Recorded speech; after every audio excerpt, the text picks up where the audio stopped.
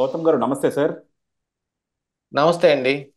Sir, ఈరోజు మన నిర్మలా సీతారామన్ గారి బడ్జెట్ మొత్తం మన ఇండియా అంతా అదే హాట్ టాపిక్ అన్నమాట. రకరకాల వాళ్ళు రకరకాల అవును. విశ్లేషణలు చేస్తూ ఉన్నారు. ఎందుకంటే కొంతమంది దాని గురించి బాధపడతా ఉన్నారు. ఎస్పెషల్లీ రియల్ ఎస్టేట్ రంగంలో అయితే ఏడుస్తూ ఉన్నారు. అలాగే మనకి కొత్త ఇన్కమ్ ట్యాక్స్ స్లాబ్ కూడా తీసుకొచ్చారు. సో ఇవన్నీ పక్కన పెడితే అవును. ఆంధ్రప్రదేశ్ మాత్రం కొంతమంది పాపం చాలా ఆనందపడిపోతా ఉన్నారు. ఎందుకంటే 15 లక్షలు అమరావతి క్యాపిటల్కి ఇచ్చారని, అలాగే పోలవరం కూడా నిర్మించే బాధ్యత మేమే 15,000 కోట్లు. సారీ, 15,000 కోట్లు. అలాగే పోలవరం కూడా మేమే నిర్మించే బాధ్యత తీసుకుంటామని వాళ్ళు అఫీషియల్గా చెప్పారని చెప్పేసి చాలా మంది ఆనందపడతా ఉన్నారు. అవును. కానీ మొత్తంగా చూసుకుంటే సార్, బీహార్కి ఏమో 20,000 కోట్లు ఇచ్చారు. ఆంధ్రప్రదేశ్కి ఏమో పదిహేను వేల 25,000 కోట్లు కోట్లు. యా, ఆంధ్రప్రదేశ్కి ఏమో 15,000 కోట్లు ఇచ్చారు. సో ఈ రెండు చూస్తా ఉంటే నరేంద్ర మోడీ గారు కూడా కుర్చీ కాపాడుకునే ప్రయత్నాల్లో ఉన్న బడ్జెట్ లాగా అనిపిస్తా ఉంది ఇది. అలాగే మనం చూసుకుంటే సార్, 15,000 కోట్లకి మన వాళ్ళంతా కూడా ఇంత తబ్బిబ్బైపోతున్నారు కదా. కానీ మొన్న చూసుకుంటే మనం ఓన్లీ పెన్షన్ల కోసమే ఒక 6,000 కోట్లు ఖర్చు పెట్టాం. 6,000 కోట్లు మనం ఓన్లీ పెన్షన్ల కోసమే ఖర్చు పెట్టాం. అలాంటిది పదిహేను అవును. వేల కోట్లు రాగానే ఎంతో వచ్చేసింది అన్నట్టు ఆనందపడిపోతున్నారు. సో అసలు నిజంగా ఈ 15,000 కోట్లతో మనం అమరావతిని నిర్మించుకోగలమా అంటే, వాళ్ళు కూడా అమరావతి మొత్తానికి అని చెప్పలేదులేండి, ఇనీషియల్గా యాక్టివిటీ స్టార్ట్ అవడానికి. సో మనకి ఇంత ఆర్థికంగా దివాలా కోరుతనంలో ఉన్న రాష్ట్రానికి ఇది నిజంగా ఊతం ఇచ్చినట్టు బడ్జెట్ అవుతుందంటారా? దీన్ని ఎలా చూస్తారు సార్ ఈ బడ్జెట్ అసలు మీరు? ఈ బడ్జెట్ అంతా తారుమారు తక్కడమారు రేటాయనండి. ఉహుం, ఇందులో 15,000 కోట్లు అమరావతి రాజధాని కోసం అని కేటాయించామన్నారు చూడండి. ఉహుం, కేటాయింపు అనే మాట ఆడ కనపడలేదు. ఉహుం, యాక్చువల్గా దీన్ని మేము ఫెసిలిటేట్ చేస్తామన్నారు. ఉహుం, అంటే అందులో రకరకాలైన అర్థాలు వస్తాయి. అంటే గవర్నమెంటే దాన్ని ఫెసిలిటేట్ చేయొచ్చు, అంటే ఏది కేంద్రమే ఫెసిలిటేట్ చేయొచ్చు. అలా కాకుండా మీరు బయట నుంచి అప్పు తెచ్చుకోవటానికి మేము కౌంటర్ గ్యారంటీ ఇస్తాము, మీరు ఎక్కడైనా తెచ్చుకోండి అని కూడా అనొచ్చు. ఫెసిలిటేట్ చేస్తాము అంటే ఏర్పాటు చేస్తామని అర్థం. ఉహుం, ఏర్పాటు అంటే అప్పు ఏర్పాటు చేస్తారా, లేకపోతే నిధులు ఏర్పాటు చేస్తారా అనేది ఇక్కడ మోస్ట్ ఇంపార్టెంట్ థింగ్. ఆ 15,000 కోట్లు వస్తాయా రావా అనే దాని మీద అనుమానం. అసలు చంద్రబాబు నాయుడు గెలిచిన తర్వాత ఎన్డీఏలో వీళ్ళకి అధికారం రావటానికి అంతా అయిపోయిన తరువాత మరి ఢిల్లీ వెళ్ళి ఏమేమి అడిగాడు ఒకసారి గుర్తు తెచ్చుకోండి. ఉహుం, మామూలుగా లేవు అందులో. అసలు ఇక్కడ 65,000 కోట్లతోటి బీపీసీఎల్ కంపెనీ రావటం, అది తీసి పక్కన పెట్టేసేస్తే ఇక అమరావతికి నిధులు అడిగాడు. లే అందులో inner ring road, outer ring రోడ్డుకి నిధులు అడిగాడు. తర్వాత పోలవరానికి అడిగాడు. ఎందుకంటే పోలవరంలో జాప్యం కారణంగా కాస్ట్ ఆఫ్ ఇది పెరిగిపోవటం మూలాన, కొంచెం ఇన్ఫ్లేషన్ తోటి అది 40% ఎక్స్ట్రా కాస్ట్ అవటం మూలాన దాన్ని కూడా మీరు మాకు దాన్ని కూడా ఇవ్వాల్సిందేనని అడగటం కావచ్చు. ఇంకా ఇండస్ట్రియల్ కారిడార్ గురించి కావచ్చు, వెనకబడిన జిల్లాలకి ఇచ్చే నిధులు గారి గురించి కావచ్చు, చాలా రకాలైన అడిగాడు. చంద్రబాబు నాయుడు అడిగింది ఒక యాక్చువల్గా వరుసలో లెక్కేసుకుంటే ఒక 2-2.5 లక్షల కోట్ల వరకు అడిగినట్టుగా కనిపిస్తా ఉంది. కానీ ఇందులో అలాట్ చేసింది 15,000 కోట్లే. అది కూడా వస్తుందో రాదో తెలియదు. పోలవరం మా బాధ్యత మేము కడతాం అన్నారు. ఆ మాట ఇప్పుడు అనేది ఏంటి? ఉహుం. 2014లో కూడా అన్నారు. అన్న తరువాత వీళ్ళేంటో గబగబా కట్టేసుకుంటున్నారు. అక్కడ ఒక తేడా ఏం జరిగింది? వాళ్ళుగా నిధులు కేటాయించి, వాళ్ళుగా ఒక కంపెనీకి ఆ, దీన్ని కాంట్రాక్ట్ ఇచ్చి వాళ్ళుగా పూర్తి చేయటం కంటే, అలా జరిగితే జాప్యం ఎక్కువ జరుగుతుంది, లేకపోతే ఎప్పుడైనా వాళ్ళు ఇదయ్యే అవకాశం ఉందని చంద్రబాబు నాయుడు ఆ రోజు ఏం చేశాడు? ఆ కట్టే బాధ్యతను మాత్రం ఆంధ్రప్రదేశ్ రాష్ట్రానికి తెచ్చుకున్నాడు. ఏది? మీరు డబ్బులు ఇవ్వండి, మేము కడతాం. అందులో కూడా ముందుగా మేము ఖర్చు పెట్టి కడతాం, మీరు దాన్ని రీఎంబర్స్ చేయండి. ఆ పోలవరంలో ఉన్న కాంట్రాక్ట్ అదే కదా. అవును. అలాగా చేయటం మూలాన ఏమైంది? గబగబా నిర్మాణాలు జరుగుతుంటే అయ్యయ్యో పోలవరం పూర్తయిపోతుంది అనే భయపడ్డారు ఆ రోజున. భయపడి ఏం చేశారు? ఒకానొక రోజున చంద్రబాబు నాయుడు అమెరికా ప్రయాణం అవుతుంటే ఆ రోజున వాళ్ళు అనౌన్స్మెంట్ చేశారు, R&R ప్యాకేజ్ తోటి మాకు సంబంధం లేదు అని. అది ముందు అనుకున్నారా మరి? ఏదైనా ఒక ప్రాజెక్ట్లో R&R ప్యాకేజ్ కూడా ఇంక్లూడ్ అయ్యే ఉంటది. ముంపు గ్రామాల మొత్తానికి వాళ్ళు ఫెసిలిటీ చేయాల్సిన అవసరం ఉంటుంది. అది ప్రాజెక్ట్లో భాగం కిందనే గుర్తిస్తారా, లేకపోతే అది మాకు సంబంధం లేదంటారా? ఎందుకన్నారు ఆ మాట ఆ రోజున అంటే పోలవరం పూర్తి కాకుండా ఆపటం కోసం. ఈ రోజున చంద్రబాబు నాయుడు, నితీష్ కుమారు వాళ్ళకి ఏం అండగా నిలబడ్డారు. వాళ్ళు అధికారం కోల్పోకుండా వాళ్ళు తిరిగి దక్కే విధంగా వీళ్ళు ఉపయోగపడుతున్నారు. అందుకని వీళ్ళని దాటి ఏం చేయలేరు అని అనుకుంటానికి ఏం లేదు. ఏం చేస్తారు వీళ్ళిద్దరు కూడా? ఏం చేయగలరంట? ఇప్పటికిప్పుడు వీళ్ళ బలాన్ని విత్డ్రా చేసుకొని బయటకు రాగలరా? ఇప్పుడు కాదు, చివరి బడ్జెట్ దాకా కూడా వీళ్ళు రాలేరు. 2014లో కూడా చంద్రబాబు నాయుడు చివరి బడ్జెట్ దాకా చూసి చివరి బడ్జెట్లో కూడా ఏమి అలాట్మెంట్స్ కానీ అలొకేషన్స్ కానీ జరగట్లేదు అని చెప్పి అప్పుడు బయటకు వచ్చాడు. ఇది ఇచ్చేదేదో అప్పుడు ఇవ్వచ్చుగా. అప్పుడు 2000 కోట్లు ఈ అమరావతికి నిధులు ఇచ్చారు. దానికి యూటిలిటీ సర్టిఫికెట్లు మీరు ఇవ్వట్లేదు అనే పేరు చెప్పి మిగతాయి ఎగ్గొట్టేశారు. ఈసారి కూడా ఏం చేస్తారో తెలీదు. ఇలాంటివి ఎన్ని మతలబులు ఉంటాయో వాళ్ళ దగ్గర. బీజేపీని ఏ ఒక్క రోజున మనం నమ్మటానికి లేదు. వాళ్ళ దగ్గర ప్లాన్ బి కాదు, ప్లాన్ జెడ్ కూడా ఎప్పుడు సిద్ధంగా ఉంటుంది. ఒకే ఒక్క మాట అడుగుతున్నాను. ప్రత్యేక హోదా ఎవరికి ఇవ్వడం లేదు. ప్రత్యేక హోదా ముగిసిపోయిన అధ్యాయం, దాన్ని ఎక్కడికి లేదు అన్న తరువాత ప్రత్యేక హోదా వేరే రాష్ట్రాలకు ఇవ్వలేదా? ఎలా ఇచ్చాడు మరి అప్పుడు మోడీ? ఆంధ్రప్రదేశ్ రాష్ట్రానికి అయితేనే ఇవ్వడు. ఇప్పుడు కూడా వీళ్ళ మీద ఆధారపడి ఉన్నాం కాబట్టి వీళ్ళకి ఏదో ఇస్తున్నాం అన్నట్టుగా కాదు ఇక్కడ జరిగింది కూడా. ఇది తప్ప వేరేదేం చేయటానికి లేదు వాళ్ళ దగ్గర. ఇవి మాత్రం ఎందుకు ఇచ్చారు అన్నట్టుగానే ఉంది పరిస్థితి. ఇవి ఇచ్చినట్టుగా కనిపించటం లేదు, ఇవ్వనట్టుగాను కనిపించటం లేదు. పోలవరంలో వాళ్ళు ఎప్పుడు ఏమి ఇస్తారో తెలియదు. అమరావతికి ఇచ్చిన 15,000 కోట్లు నిధులుగా ఇస్తారా, అప్పుగా ఇప్పిస్తారా, దానికి వడ్డీని వాళ్ళు కడతారా, మనం కట్టాలా, ఇవన్నీ కూడా తెలియని అంశమే. అసలు వాటన్నిటిలో కూడా ఇంకా ఈ చాలా ఉంది. ఈ బీజేపీ వాళ్ళది ఇప్పుడు కూడా సార్, అంటే ఏది కూడా అశ్వత్థామ అత కుంజరహలా ఉంటది అనమాట. ఏది క్లారిటీ ఉండదు అందులో చూసుకుంటే. కుంజరహ లేకుండా వాళ్ళు ఏ రోజున మాట మాట్లాడరు. అవును. ఒక పక్కన దీన్ని నిజంగా వాళ్ళు ఇస్తున్నారా లేకపోతే వాళ్ళ ద్వారా ఇప్పిస్తున్నారా? మన స్టేట్ లో చూసుకుంటే పురంధేశ్వరి గారు, సీఎం రమేష్ గారు ఒకలా చెప్తారు. అక్కడ చూసుకుంటే ఆమె నిర్మలా సీతారామన్ గారు ఒకలాగా చెప్తారు. ఇక్కడ చంద్రబాబు గారు ఏమో ఏదో ఒకట్లో ఎంత డబ్బులు వస్తే అంత మనకు మంచిదే కదా అంటారు ఈయన. సో ఎవ్వరు కూడా క్లారిటీ ఇవ్వరు ప్రజలకి. ప్రజలకు క్లారిటీ ఇస్తే రాజకీయం బయటపడిపోతుంది. ఉహుం.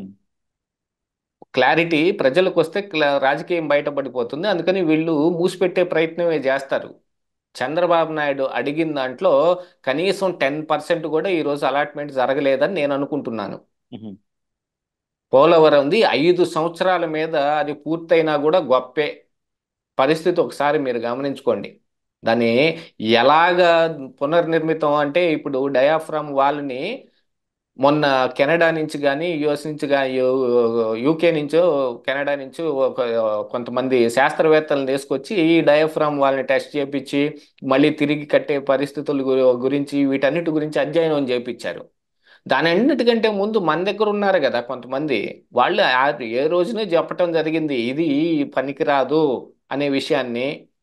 కానీ ఇప్పుడు ఒక ఒక నాటకం అన్నమాట ఇది. ఈ ఈ కెనడా కానీ ఈ ఈ శాస్త్రవేత్తలు వచ్చారు, అది చేయొచ్చు అన్నారు, ఇది చేయకూడదు అన్నారు, ఇది చేయొచ్చు అన్నారని. అసలు ప్రపంచవ్యాప్తంగా మన భారతీయ శాస్త్రవేత్తలు ఎక్కడెక్కడికో వెళ్ళి ఆ దేశాల్లో వాళ్ళకి వాళ్ళు చేయలేని పనులన్నీ వీళ్ళు చేస్తున్నారండి. భారతదేశంలో అంత విజ్ఞానవంతులు ఉన్నారు. మనకు కూడా ఉంది కదా, ఒక డిపార్ట్మెంటే ఉంది వీటన్నిటి మీద తేల్చడానికి. ఆ డిపార్ట్మెంట్లో లేని శాస్త్రవేత్తల? ఇస్రో ఒక తీసుకోండి, ఏ ఏ రంగంలోనైనా తీసుకోండి, వైద్య రంగంలో తీసుకోండి, విజ్ఞాన రంగంలో తీసుకోండి, ఐటీలో తీసుకోండి, వాటర్ రిసోర్సెస్ దాంట్లో మీద తీసుకోండి, మినరల్స్ అండ్ మైన్స్ దీని మీద తీసుకోండి. ఎందులోనైనా భారతదేశంలో లేని విజ్ఞానం ఏమి వేరే దేశం నుంచి తీసుకుని రాబనలా. ఇదంతా ఒక రాజకీయం అన్నమాట. మొన్న పోలవరం మీద చంద్రబాబు నాయుడు శ్వేతపత్రం విడుదల చేసి చెప్పింది ఏమిటయా అంటే పోలవరం ఎప్పుడు పూర్తయిద్దో తెలియదు అన్నట్టుగా చెప్పాడు. నాకు అర్థమైతే అదే అయింది. ఉహుం. అవును. జగన్మోహన్ రెడ్డి అంత మేరకు దీన్ని నాశనం చేసేశాడు అని. ఆయన నాశనం చేశాడు సరే, ఇది మళ్ళీ తిరిగి ఎప్పటికి పూర్తవుతుందో చెప్పలేకపోతున్నాను అనే విషయాన్ని కూడా చెప్పాడు కదా చంద్రబాబు నాయుడు. అలాంటి ఎప్పుడు పూర్తవుద్దో చెప్పని పోలవరానికి వీళ్ళు ఎన్ని నిధులు ఇస్తారు? అవన్నీ కానివ్వండి, దాన్ని అన్నిటిని మీరు కరెక్ట్గా చేసి చెప్పండి. డయాఫ్రామ్ వాల్ సంగతి ఏమిటి, మిగతా వాటి సంగతి ఏమిటి, వీటన్నిటిని తెలిస్తే అప్పుడు చూద్దాంలే అన్నారనుకోండి, అయిపోయే. ఇక అమరావతి దగ్గరకు వచ్చారనుకోండి, చంద్రబాబు నాయుడు చూపించిన అమరావతి ఏ రేంజ్లో ఉంది, ఇప్పుడు అమరావతి కట్టడానికి 15,000 కోట్లు ఎలా సరిపోతాయి, లేదు దీనికి ఒక inner ring road, outer ring road, దీన్ని కూడా ప్రాథమికంగా ఆమోదం పొందారన్నారు కదా, ఆ ప్రాథమికంగా ఆమోదం పొందింది మరి అమరావతిలో భాగం కాదా, దానికి నిధులేమి ఎవరా, అమరావతి ఆ, ఈ ఆ, అభివృద్ధికి నిధులు అన్నారనుకోండి, రాజధాని కట్టుకోవడానికి నిధులు అన్నారనుకోండి, ఏం వస్తాయి అందులో, ఏమి కట్టారని ఈ 15,000 కోట్లతోటి. రైతుల దగ్గర భూములు తీసుకొని వాళ్ళకి రిటర్నబుల్ ప్లాట్స్ చెప్పినప్పుడు, వాళ్ళకి ఏ రాజధానిని వాళ్ళకి ఆశ చూపిస్తే వాళ్ళు 30,000 ఎకరాలు తీసుకొచ్చి వీళ్ళ చేతుల్లో పెట్టారు, దాన్ని అంతటినీ పూర్తి చేస్తే అది రాజధాని. దానికి కేవలం ఈ 15,000 కోట్లు సరిపోతాయా? ఇంకా ఫెసిలిటేట్ చేస్తాము అని అంటే మీరు బయట దగ్గర నుంచి అప్పు తెచ్చుకోవచ్చని అప్పట్లో చెప్పారు. ప్రత్యేక హోదా ఏమో అన్నప్పుడు ప్యాకేజీ ఇస్తాము అని అంటే చంద్రబాబు నాయుడు వెంటనే ఒప్పేసుకున్నాడు. ప్యాకేజీ అనగానే వెంటనే డబ్బులు వస్తాయి కదా, ప్రత్యేక హోదా అంటే అది వచ్చి మనం దాని మీద ఈ ఇండస్ట్రీస్ని తీసుకొచ్చి వాళ్ళు ఇక్కడ ఎంత ఎంపవర్మెంట్ పెరిగి అప్పుడు మన రాష్ట్రానికి ఆదాయం వచ్చి చాలా లేటు పడుతుంది అని. అరే వెంటనే ఒప్పుకున్నాడు ఏమిటి ఈయన, మనం అనుకున్న ప్లాన్ ఇక్కడ తప్పిపోయిందే అని అనుకొని ఎస్పీవి పెట్టండి. ఇది అదే ఈ ఫెసిలిటేట్ అనే మాట అక్కడదన్నమాట. మొత్తం ఏదో ఒక మేలకుంటది, ప్రతి విషయంలోనూ ఒక మేలకుంటది వాళ్ళది. అట్లాగనే ఇప్పుడు బీహార్ కూడా 26,000 కోట్లు ఎందుకు ఇస్తున్నారో తెలుసా? అతి సమీపంలో ఆడ ఎన్నికలు ఎలక్షన్స్ ఉన్నాయి. ఉన్నాయి. ఉహుం. అందుకని అది కూడా రోడ్లు వీటన్నిటి కోసం అలాట్ చేసిన అలాట్మెంట్స్ అవన్నీ వాళ్ళకి ప్రత్యేక హోదా ఈ, ఆ, సంగతి తీసి పక్కన పెట్టేసి నిధులను చూపించారు. ఇక్కడికి డబల్ అక్కడ. ఉహుం. ఎందుకు? ఆడ ఎన్నికలు ఉన్నాయి, ఏడు మొన్నేగా అయిపోయినాయి. ఇక్కడ మళ్ళీ 5 సంవత్సరాల దాకా ఏం పర్లేదు. వీళ్ళని 5 సంవత్సరాల పాటు నెడతా ఉండొచ్చు ఎట్నో కొట్ట. ఉహుం. అదే బీహార్లో అయితే ఎన్నికలు ముంచుకొచ్చుంటాయి. ఇక అక్కడ ఏదో ఒకటి చెయ్యాలి కదా అని దానికోసం ఆడ కొన్ని ఇలాంటివి అలాట్మెంట్ చేస్తుంటారు.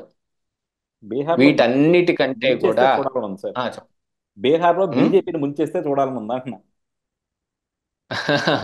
అది అది జరగబోతుందేమో అనే అనుమానంగానే ఉంది బీహార్లో. ఓ, ఆ బీహార్లో నితీష్ కుమార్ కూడా ఉహుం. వీళ్ళతోటి ఎందుకు పెట్టుకున్నానా అనే లాంటి పరిస్థితులు వస్తాయి ఇప్పుడు. అదే. ఆ, వీళ్ళతో పెట్టుకోవడం వల్ల నితీష్ కుమార్ కూడా ఓడిపోవాలి కంప్లీట్ గా. అది వీళ్ళు. కూడా చూడండి, ఎన్నికల ముందు వరకు ఒక రకమైన బిహేవియర్ ఉంటుంది, ఎన్నికలు ఉం. అయిపోయిన దగ్గర నుంచి మరొక రకమైన బిహేవియర్ అవును. ఉంటుంది. ఉం. ఇప్పుడు ఆంధ్ర మీద చూపిస్తున్న ఈ ప్రేమ ఏదైతే ఉందో చూసారా, ఇప్పుడు మన ఇండస్ట్రియల్ కారిడార్స్ కానీ లేకపోతే ఈ వెనుకబడిన జిల్లాలకు ఇచ్చే మ, నిధుల మీద కానీ, ఈ ఉహుం. నిధులు 2014-19 మధ్యలో కూడా సంవత్సరానికి ఒక 50 కోట్లు చొప్పున ఇచ్చారు జిల్లాకి. అవును. ఆ తర్వాత జగన్మోహన్ రెడ్డి వచ్చిన తర్వాత అవేమీ తీసుకోకుండా అప్పుల పరిమితిని ఎన్ని కావాలంటే అన్ని తీసుకుంటానికి ఆయన వాళ్ళతో ఒప్పందం కుదుర్చుకొని వీటన్నిటిని వదిలేశాడు. ఆ రోజున పోలవరం వదిలేస్తాను, అమరావతి వదిలేస్తాను, వెనుకబడిన జిల్లాలకి వదిలేస్తాను, ఇక నిధులు ఇచ్చే పనే లేదు కదా. ఉం. కానీ ఈయనకి అప్పులకి మాత్రం ఎంత పర్మిషన్ కావాలంటే అంత పర్మిషన్ ఇచ్చేస్తారు.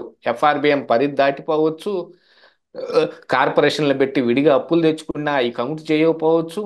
ఉహుం. ఇవన్నిటినీ కూడా ఏం తీసుకోకుండా ఆయన దగ్గర ఉన్న ఫెసిలిటీని ఆయన అక్కడ వాడుకున్నారు. ఇప్పుడు ఇక్కడ కూడా ఇదంతా కొత్తగా మా పెళ్ళైన కొత్తలో ఉన్న భార్యాభర్తల మధ్య ఉన్న సంబంధం ఒకటి ఉంటుంది చూడండి. ఉహుం. అలాగా మొహమాటం కొద్దీ ఎక్కువ గౌరవం ఇస్తాం. ఉహుం. అలాంటి మొహమాట స్థాయిలో ఉంది ఇక్కడ. రెండో బడ్జెట్ వచ్చే టైంకి తెలుస్తుంది అసలు ఈ బడ్జెట్లో కూడా ఈ మొహమాటం కూడా ఎంత దూరం ఉంటుందో తెలీదు. చేద్దాంలే ఉహుం. అని చెబితే ఎలా ఉంటుంది అలా ఉంటుంది. ఉహుం. కాకపోతే ఏంటంటే 10 సంవత్సరాలుగా మనం ఒక్క రూపాయి నిధులు కూడా సరిగా చూడక ఉహుం. ఇదేదో నిధులు వరద కురిసేస్తుంది. చంద్రబాబు నాయుడు రాగానే నిధులు ఇబ్బడి ముబ్బడిగా వచ్చి ఆంధ్రప్రదేశ్ రాష్ట్రంలో పడిపోతున్నాయి, కేంద్రం నుంచి బోళ్ళ తెచ్చేస్తున్నాడు అని ఇప్పుడు మీడియా అంతా కూడా ఊదరగొట్టేస్తుంది.